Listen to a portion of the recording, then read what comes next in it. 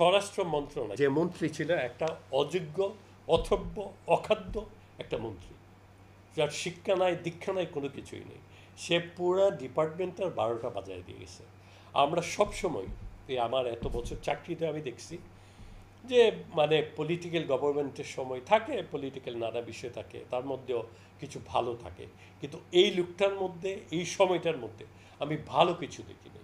এই যে মন্ত্রীগুলো আপনি বসাইছেন 2-4 জন বাদে, বাকিরা তো যা ইচ্ছাতে করে বেড়াচ্ছে। এত বেশি পলিটিসাইজড, এত বেশি মানে রাজনীতিকরণ করছে পুলিশকে। একটা জায়গায় একটা কমিশনার বলেন, একজন এসপি বলেন, একজন ওসি বলেন, আমার মনে হচ্ছে যেমন ওরাই এলাকার সব কিছু। তাদেরকে সরকার নিজের ইচ্ছা মতো ব্যবহার করতে পারবে। চোর, বাটপার, মিথ্যুক, ওদেরকেই বিভিন্ন ভালো ভালো জায়গায় বসাইছে। যে স্বরাষ্ট্রমন্ত্রী আসাদুজ্জামান, কোনো মন্ত্রীর বাসায় পুলিশ কর্মকর্তাদের রাত্রেবেলা গিয়ে আড্ডা দিতে কোনোদিন শুনি নাই।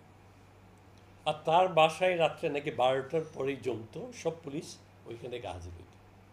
এই জন্য বললাম, একটা কত বড় অথব্য, অখাদ্য, মূর্খ, গবেট একটা মন্ত্রী হলে এই কাজগুলো করতে পারে।